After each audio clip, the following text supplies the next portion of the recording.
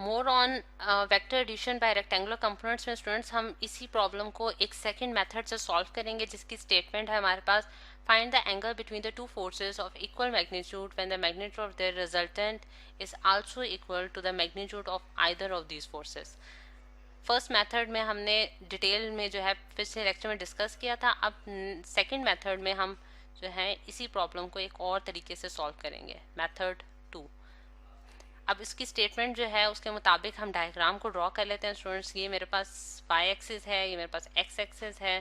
ठीक, अब यहाँ जो ऑरेंज लाइन है वो शो कर रही होगी हमारे पास F1 फोर्स को, यानी कि यहाँ जो मेरे पास फोर्स है वो F1 फोर्स जो है, अगर मैं उसको एक्स एक्सिस के अलॉन्ग ले लूँ तो फिर हमारे पास उसका जो एंगल बनेगा एक्स एक्सिस के साथ वो हमारे पास 0 डिग्री बनेगा। ठीक है, और जो सेकंड फोर्स है यानी कि F2 फोर्स इक्वल मैग्नीट्यूड्स की, ठीक है, वो हमारे पास F2 है और वो एक्स एक्सिस के साथ जो एंगल बना रही है वो हमारे पास एंगल थीटा है।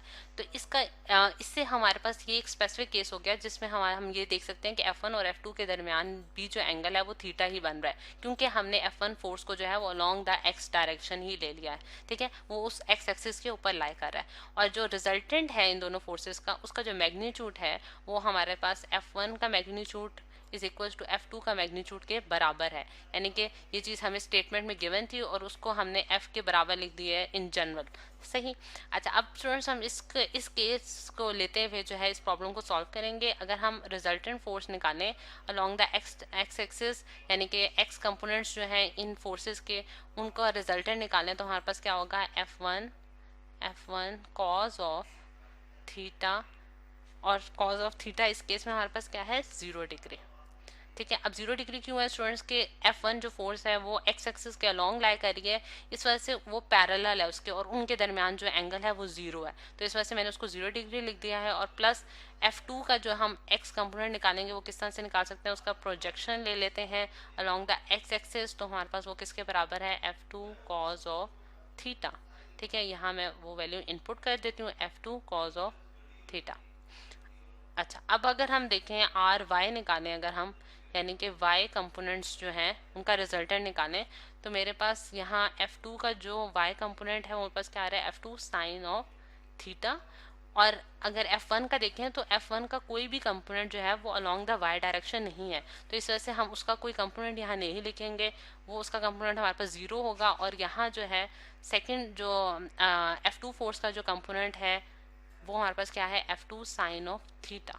सही, ये मेरे पास जो है दोनों कंपोनेंट्स आ गए। अब मैंने इनका रिजल्टेंट फाइंड आउट करना है, यानी कि R फाइंड आउट करना है, जो कि मेरे पास क्या बराबर होगा, किसके बराबर होगा, RX प्लस RY। और अगर मैं इसका मैग्नीट्यूड फाइंड आउट करना चाहती हूँ तो वो मैं किस तरह से निकाल सकती हूँ, r square is equal to RX का स्क्वायर प्लस RY का स्क्वायर। पाइथागोरस थ्योरम को यूज़ करते हुए हम इसका रिजल्टेंट का मैग्नीट्यूड कैलकुलेट कर सकते हैं। तो अब अगर मैं आर स्क्वायर को देखूँ तो मेरे पास एफ स्क्वायर के बराबर आएगा, क्योंकि इनके मैग्नीट्यूड्स बराबर हैं एक दूसरे के। और आर एक्स की वैल्यू इनपुट करते हैं स्टूडेंट्स, तो हमारे पास आर एक्स की वैल्यू क्या आएगी, F1 cause of 0। Cause of 0 students हमारे पास 1 के बराबर होता है, तो यहाँ मेरे पास F1 आ जाएगा plus F2 cause of theta, ठीक है, का होल स्क्वायर। यहाँ भी मैं इसको लिख देती हूँ कि F1 RX जो है वो सिंप्लीफाइड फॉर्म में हमारे पास क्या बन रहा है, F1 कॉज ऑफ 0 जो है हमारे पास 1 के बराबर आ जाएगा plus F2 cause of theta. सही, यही वैल्यू मैंने इस जगह भी इनपुट कर दी है। और प्लस RY जो है वो हमारे पास क्या आ रहा है students, F2 sine of theta का होल स्क्वायर।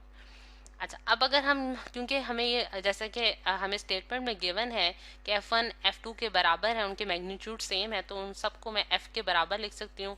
तो यहाँ मेरे पास क्या आ जाएगा, F plus F cos of theta का whole square plus F sine of theta का whole square, sine of theta का होल स्क्वायर। अब इसको जब हम इसमें से F कॉमन लेते हैं स्टूडेंट्स, तो मेरे पास F स्क्वायर बाहर आ जाएगा और 1 प्लस कॉज ऑफ थीटा का whole square plus F square sine square of theta. अब यहाँ जो है F स्टूडेंट्स दोनों साइडों पे, राइट साइड और F साइड पे कैंसिल अप हो जाएगा, क्योंकि दोनों तरफ जो है F स्क्वायर हमारे पास कॉमन आ रहा है। तो 1 is equals to 1 plus cos of theta का whole square plus sine square theta. ठीक, ये चीज़ आ गई हमारे पास। अब जो है इसको जब हम ये वाली ब्रैकेट को ओपन करते हैं स्टूडेंट्स, वन बाय वन हम जो ब्रैकेट्स को जब ओपन करेंगे तो हमारे पास F1 is equal to 1 plus cos square theta plus 2 cos of theta. ठीक है, यानी कि a प्लस बी का होल स्क्वायर से मैंने ये फॉर्मूला खोल दिया और plus sine square theta, sine square theta.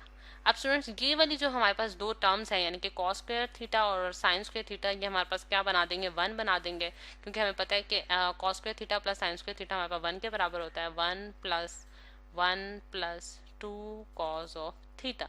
ये वही टर्म हमने एज इट इज जो है वो नीचे उतार दिया। तो हमारे पास वन प्लस वन टू हो गया स्टूडेंट्स, और plus two cause of theta. और जो टू कॉज ऑफ थीटा, क्योंकि हम थीटा को निकालना चाहते हैं तो उसको हम एक साइड पे रखेंगे और बाकी टर्म्स को यानी कि वन माइनस टू करेंगे तो हमारे पास माइनस वन आ जाएगा, और कॉज ऑफ थीटा जो है हमारे पास क्या आ जाता है, माइनस वन अपॉन टू, जो कि हमारे पास माइनस 0.5 के बराबर है।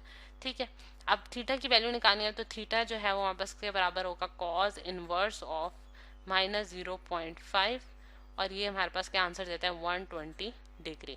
तो स्टूडेंट्स आप देख सकते हैं कि दोनों मेथड्स के तहत हमारा आंसर सेम आया है, और इस केस को भी कंसिडर करके हम इन दो फोर्सेस के दरमियान एंगल निकाल रहे हैं, जो कि हमारे पास अगेन 120 डिग्री आ गया।